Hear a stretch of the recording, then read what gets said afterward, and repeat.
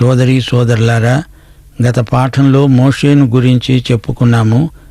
దేవుడు మోషేకు సేవ కోసమై పిలుపును గురించి చెప్పినప్పుడెల్లా ప్రతిసారి మోషే తన బలహీనతను, అయోగ్యతను పదే పదే ఎత్తి చూపుతున్నాడు. తనకు ఇష్టం లేదు, ధైర్యం లేదు, వీరు తనను అంగీకరించరు. తన వంశాన్ని గురించి తాను లేవీయుణ్ణి అని చెప్పుకున్నా వారు వినేటట్లు లేరు. లేవి యాకోబు కుమారుడు, యాకోబు ఇస్సాకు కుమారుడు, ఇస్సాకు అబ్రహాము కుమారుడు.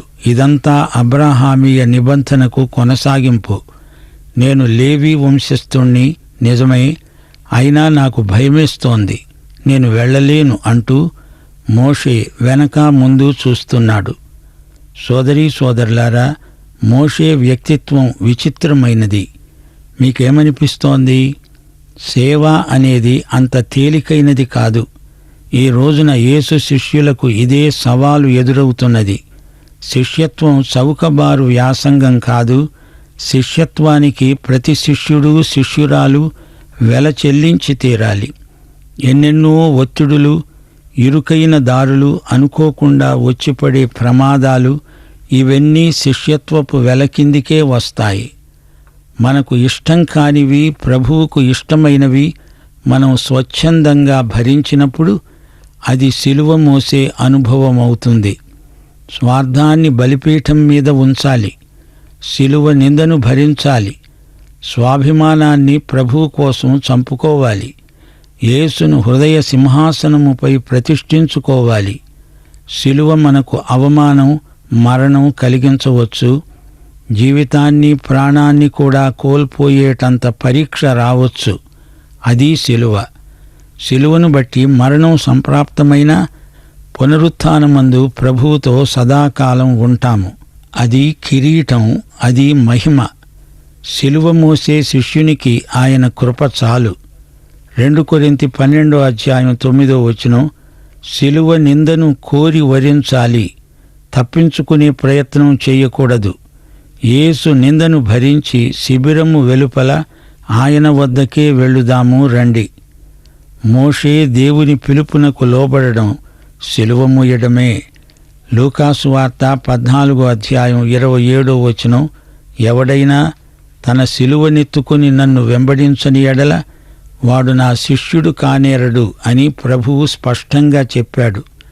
మత్తయి సువార్త 27:32 కురేనీయుడైన సీమోను అనే ఒకడు కనబడగా యేసు సిలువ మోయటానికి సైనికులు అతణ్ణి బలవంతం చేశారు. అతడు ఒక అన్యుడు, లిబియా దేశస్థుడు. తనేమి చేస్తున్నాడో, తన చేత వారేమి చేయిస్తున్నారో అతనికి తెలియదు. అతడు చేసిన పనికి ఎంతో ఆధ్యాత్మిక అర్థం ఉంది. సిలువను మోస్తూ యేసును వెంబడించిన వాడే యేసు శిష్యుడు. ఇప్పుడైతే నీవు నేను సిలువ మోయాలని ఎవరూ బలవంతం చెయ్యరు. మనం క్రీస్తుతో బహిరంగంగా సంయుక్తపరచబడిన బిడ్డలం, యేసు శిష్యులం. రక్షకునితో పెనవేసుకొని పోయిన జీవితాలు మనవి. నిర్గమకాండంలో మోషే నాయకత్వాన్ని పరిశీలించి మనమెన్నో శిష్యత్వపు పాఠాలు నేర్చుకోగలము. సోదరీ సోదరులారా, నిర్గమకాండం 7వ అధ్యాయం చాలా ప్రాముఖ్యమైన సత్యాలతో నిండి ఉన్నది. దేవుడు మోషేకు గొప్ప సేవను అప్పగిస్తున్నాడు. ఈజిప్టు దేశంలో మంత్రజ్ఞులు తాము కూడా అద్భుతాలు చేయగలమని ముందుకు వచ్చారు. గాని దేవుడు చేసిన అద్భుతాలు దేవుడే చెయ్యగలడు. అనుకరిస్తే అభాసు పాలవుతారు. మాంత్రికుల గతి అంతే అయింది. ఈ అధ్యాయంలో మొదటి తెగులు వచ్చినట్లు చూపబడింది. నీరు రక్తంగా మారింది. ఇది ఒక ఆధ్యాత్మిక యుద్ధం. దేవుని పక్షాన ఇశ్రాయేలు ప్రజలున్నారు. మోషే, అహరోనులు ఉన్నారు. ప్రతిపక్షం ఫరో, అతని అధికారులు, మంత్రవాదులు ఉన్నారు. మోషే ఫరో ఎదుట నిలిచి దేవునికి ప్రతినిధిగా యుద్ధాన్ని నడిపిస్తున్నాడు. అహరోను మోషేకు ప్రతినిధిగా మాట్లాడుతున్నాడు. మోషే ఎందుకని మాట్లాడడు? నోటి మాంద్యమా, భయమా? మోషే మాట్లాడగలడు.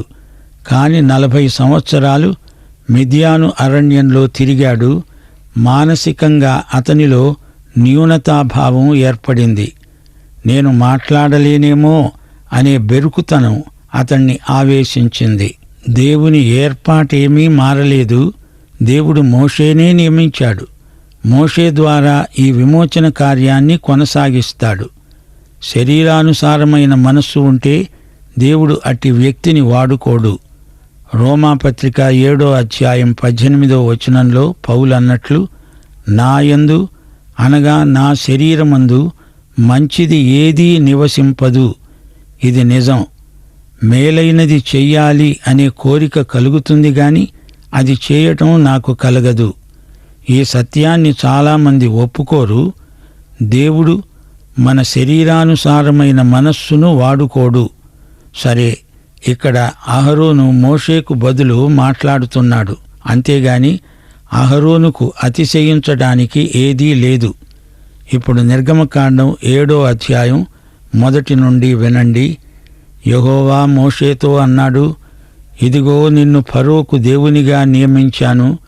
నీ అన్న అహరోను నీకు ప్రవక్తగా ఉంటాడు. ప్రవక్త అంటే ఎవరు? మోషే ఫరోకు దేవుడు. అహరోను మోషే మాటలే పలుకుతాడు గనుక అతడు మోషేకు ప్రవక్త. ప్రవక్త అనగా దేవుని మాటలు ఉన్నవి ఉన్నట్లు ప్రజలకు అందించేవాడు. యాజకుడు అలా కాదు.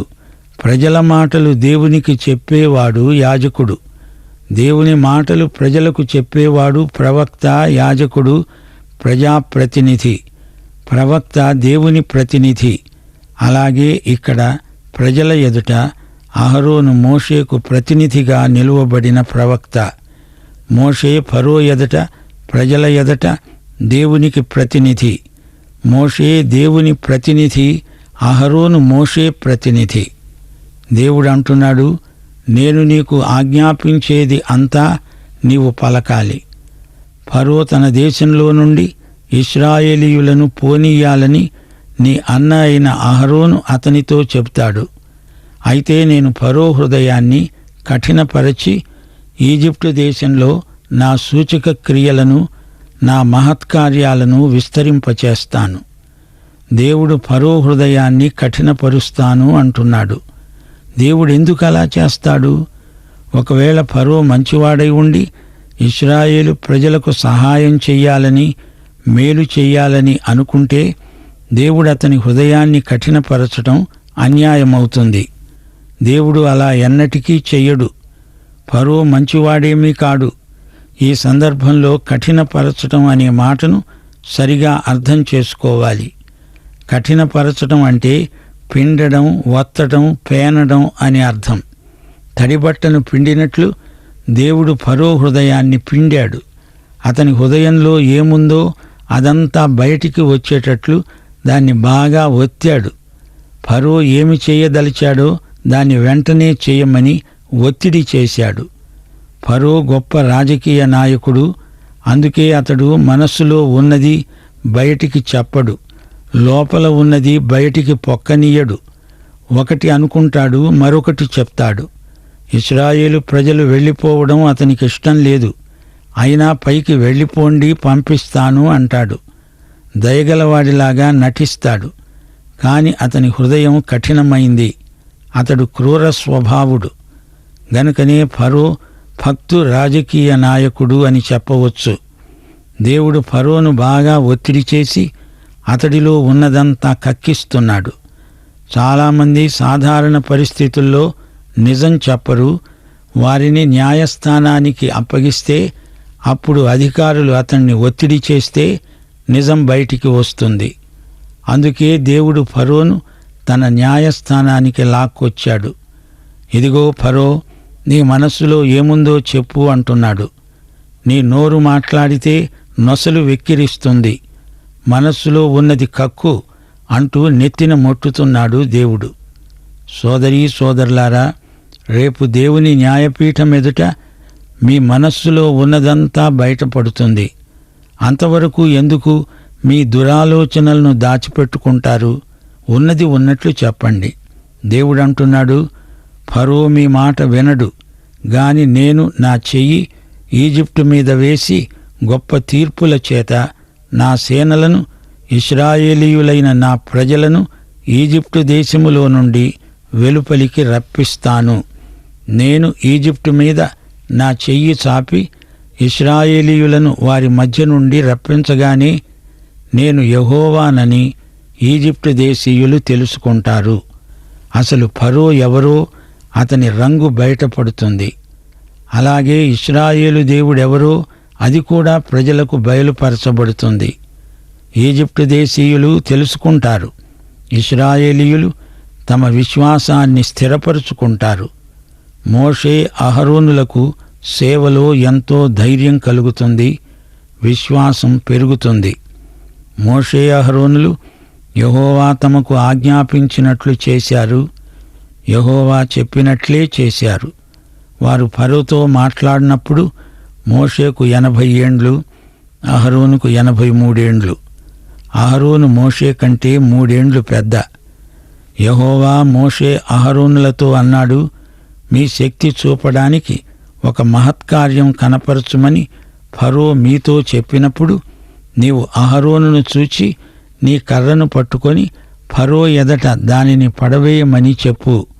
అది సర్పమవుతుంది. ఫరో అడుగుతాడు, మీరు ఏ అధికారాన్ని బట్టి మాట్లాడుతున్నారు? మీరు వచ్చి నన్ను ఏమేమో చెయ్యమంటున్నారే, ఎందుకు చెయ్యాలి? మీ అధికారమేమిటి? సూచన చూపండి. అప్పుడు అహరోను దండమే అధికార సూచనగా దేవుడు వాడుకోబోతున్నాడు. మోషే అహరోనులు ఫరో వద్దకు వెళ్ళి యెహోవా తమకు ఆజ్ఞాపించినట్లు చేశారు. అహరోను ఫరో ఎదట, అతని సేవకుల ఎదట తన కర్రను పడవేయగానే అది సర్పమైంది. ఈజిప్టు దేశంలో సర్పాలు లెక్కకు మిక్కిలిగా ఉన్నాయి. కాని ఇక్కడ సర్పం అనే మాటకు మకరం, మొసలి అని అర్థం చెప్పుకోవాలి. నైలు నదిలో ఎన్నెన్నో మొసళ్ళు. దేశమంతటా పెద్ద పెద్ద చెరువులున్నాయి. వాటిలో మొసళ్ళు ఎన్నో ఉన్నాయి. మోషే కర్ర మొసలిలాగా మారింది. తెగుళ్ళు రాబోతున్నాయి. జంతు ప్రదర్శనశాలలో నుంచి దేవుడు ఒక్కొక్క నమూనా తెచ్చి చూపుతున్నాడా అనిపిస్తోంది. ఈజిప్టు దేవతారూపాలు, పశుపక్ష్యాదులు లేదా క్రిమికీటకాలు. ఇదంతా రోమాపత్రిక 1వ అధ్యాయం 22, 23 వచనాలలో పౌలు రాశాడు. వారి అవివేక హృదయాలు అంధకారమయమయ్యాయి. తాము జ్ఞానులము అని చెప్పుకుంటూ బుద్ధిహీనులైనారు. వారు అక్షయుడైన దేవుని మహిమను క్షయమైన మనుష్యుల యొక్క, పక్షుల యొక్క, చతుష్పాద జంతువుల యొక్క, పురుగుల యొక్క ప్రతిమాస్వరూపంగా మార్చారు. ఈజిప్టు దేశీయులు ఏదో ఒక భావనను తీసుకొని దానికి ఒక రూపాన్ని కల్పిస్తారు. వారి ఊహ చాలా దూరం పోయింది. మానవ జీవితంలోని ప్రతి వస్తువును ఒక ప్రత్యేక దైవ లక్షణం క్రింద ఊహించి ఆ ప్రతిమా రూపాన్నే ఆరాధించారు. ఏకదేవ భావన, బహుదేవతారాధన కిందికి దిగజార్చారు. ఒకే దేవుడు ఉన్నాడని, ఆయన సర్వేశ్వరుడని నమ్మారు. దేవుడు నిత్యుడని, సృష్టికర్త అని, స్వయంభవుడని, సర్వశక్తి సంపన్నుడని వారికి తెలుసు. అయినా అంత గొప్ప దేవునికి మానవుడి జీవితంలోని అల్పమైన విషయాలు ఏమీ పట్టవు అనుకున్నారు. ఆ దేవుడు కొందరు చిన్న చిన్న దేవుళ్లకు, దేవతలకు ఈ లోకాన్ని అప్పగించాడని భావించారు. భూత ప్రేత పిశాచాలు కూడా శక్తిగలవని నమ్ముతారు. ఆ కాలంలో ఈజిప్టు వారికి ఇలాంటి నమ్మకాలు ఎన్నో ఉన్నాయి. ఒకసారి పౌలు ఏథెన్సుకు వెళ్ళాడు. అక్కడ ఒక బలిపీఠాన్ని కనుగొన్నాడు. దానిమీద తెలియబడని దేవునికి అని రాసి ఉన్నది. కాబట్టి మీరు తెలియక దేనియందు భక్తి కలిగి ఉన్నారో దానినే మీకు ప్రచురపరుస్తున్నాను అన్నాడు పౌలు. ఎవరైనా విభిన్నమైన దేవతారూపాలను పూజిస్తే సజీవుడైన సత్యదేవుణ్ణి ఎలా తెలుసుకోగలరు? అందుకే దేవుడు స్థానిక దేవతల మీద యుద్ధం ప్రకటించాడు.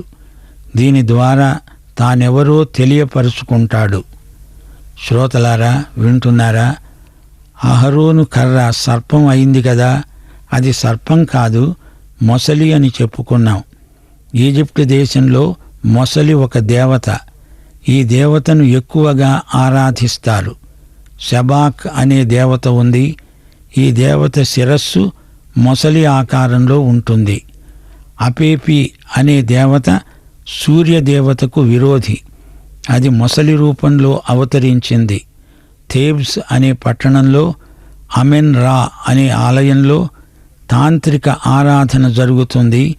అపేపి అనే దేవత అంతరిక్షంలో ఉంటుంది. సూర్యదేవతను ఆటంకపరుస్తుంది. ఉరుములు, మెరుపులు, తుపానులు, సుడిగాలులు మొదలైన ఉత్పాతాలు ఈ దేవత వల్లనే కలుగుతాయి. ఈ దేవతను అరికట్టడానికి పూజలు చేస్తారు. అహరోను కర్ర మొసలిగా మారింది. అప్పుడు ఫరో తన విద్వాంసులను, మంత్రజ్ఞులను పిలిపించాడు.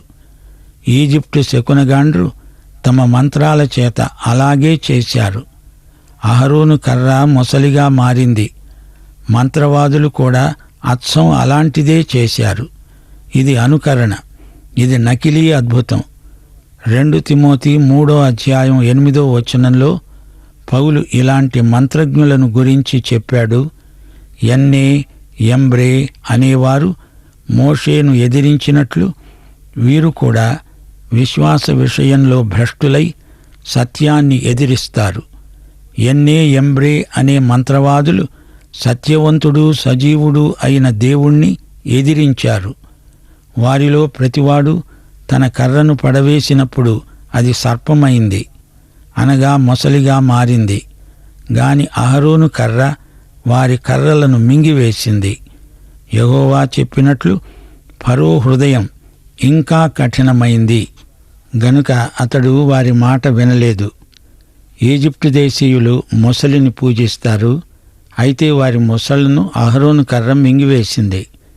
యెహోవా మోషేతో అన్నాడు, ఫరో హృదయం కఠినమైంది, అతడు ఈ ప్రజలను పోనీయనొల్లడు. ప్రొద్దున నీవు ఫరో వద్దకు వెళ్ళు.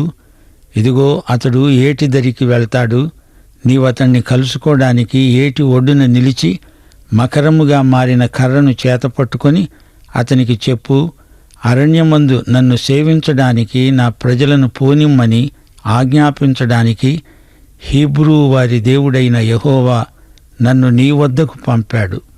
నీవు ఇదివరకు విన్నవాడవు కావు. యెహోవా ఆజ్ఞ ఏమనగా, నేనే యెహోవానని దీనిని బట్టి నీవు తెలుసుకొందువని యెహోవా చెబుతున్నాడు. ఇదిగో నా చేతిలో ఉన్న ఈ కర్రతో నేను ఈ ఏటి నీటిని కొడతాను, అది రక్తంగా మార్చబడుతుంది. ఏటిలోని చేపలు చస్తాయి, ఏరు కంపు కొడుతుంది. ఏటి నీళ్లు తాగడానికి ఈజిప్టు వారు అసహ్యపడతారు అని చెప్పు అన్నాడు. యెహోవా మోషేతో ఇంకా ఈ విధంగా చెప్పాడు, నీవు అహరోనుతో నీ కర్రను పట్టుకొని ఈజిప్టు జలముల మీద, అనగా వారి నదుల మీద, వారి కాలువల మీద, వారి చెరువుల మీద, వారి నీటి గుంటలన్నిటి మీద చెయ్యి చాపు, అవి రక్తమవుతాయి. ఈజిప్టు దేశమందంతటా మానుముంతల్లో, రాతిపాత్రల్లో రక్తం ఉంటుంది అని అతనితో చెప్పు అన్నాడు. సోదరీ సోదరులారా, వింటున్నారా? ఈజిప్టు దేశంలో జరిగే విగ్రహ పూజపై యెహోవా ప్రకటించిన యుద్ధమిది. ఈజిప్టు దేశీయులకు నైలు నది పవిత్రమైనది. అయితే ఆ నదీ జలమంతా రక్తంగా మారింది. నైలు నదీ దేవతను హపి అని పిలుస్తారు.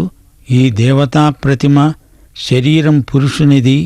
ఆ పురుషుడు బలిష్ఠుడు, కాని అతని వక్షస్థలం స్త్రీ యొక్క వక్షం.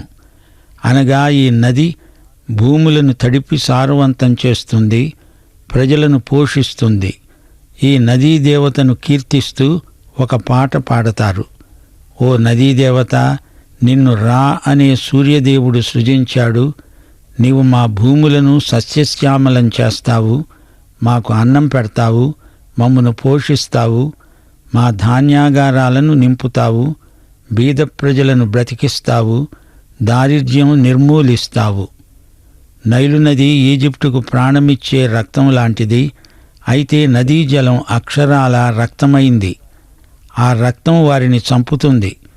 ఒకప్పుడు వారికి ఆశీర్వాదమైన నైలు నది ఇప్పుడు వారికి శాపంగా పరిణమించింది. ఇది దేవుని తీర్పు. యెహోవా ఆజ్ఞాపించినట్లు మోషే అహరోనులు చేశారు. అతడు ఫరో ఎదట, అతని సేవకుల ఎదట తన కర్రను పైకి ఎత్తి ఏటి నీళ్లను కొట్టగా ఏటి నీళ్లన్నీ రక్తంగా మార్చబడ్డాయి. ఏటిలోని చేపలు చచ్చాయి. ఏరు కంపు కొట్టింది. ఈజిప్టు దేశీయులు ఏటి నీళ్లు తాగలేకపోయారు. ఈజిప్టు దేశమందంతటా రక్తం నిండిపోయింది. ఈజిప్టు శకునగాండ్రు కూడా తమ మంత్రాల వల్ల ఆ విధంగా చేయగా యెహోవా చెప్పినట్లే ఫరో హృదయం కఠినమైంది. అతడు మోషే అహరోనుల మాట వినలేదు. జరిగిన దానిని మనస్సున పెట్టక ఫరో తిరిగి తన ఇంటికి వెళ్ళాడు. అయితే ఈజిప్టు వారందరూ ఏటి నీళ్లు తాగలేక తాగే నీటి కోసం ఏటి ప్రక్కలలో తవ్వసాగారు. ప్రియ శ్రోతలారా, వింటున్నారా? 7 రోజులు ఈజిప్టు దేశమంతటా ఎక్కడ చూచినా రక్తమే. అయితే ఫరో హృదయం కఠినమైంది. దేవుని హస్తాన్ని గుర్తించలేకపోతున్నాడు ఫరో. తన ఆస్థానంలో ఉన్న మంత్రవాదులు కూడా అలాంటి అద్భుతాలే చేస్తున్నారు గదా అనుకున్నాడు. ఏది అనుకరణో ఏది అసలైనదో గుర్తుపట్టలేకపోతున్నాడు ఫరో. దేవుని విషయంలో అతడు గుడ్డివాడు, చెవిటివాడు. దేవుని మాట వినపడదు, దేవుని హస్తం కనపడదు. దేవునితో సైతాను పక్షాన మంత్రజ్ఞులు, తంత్రజ్ఞులు ఎంతో పోరాడుతున్నారు. అయినా వారు ఓడిపోయారు.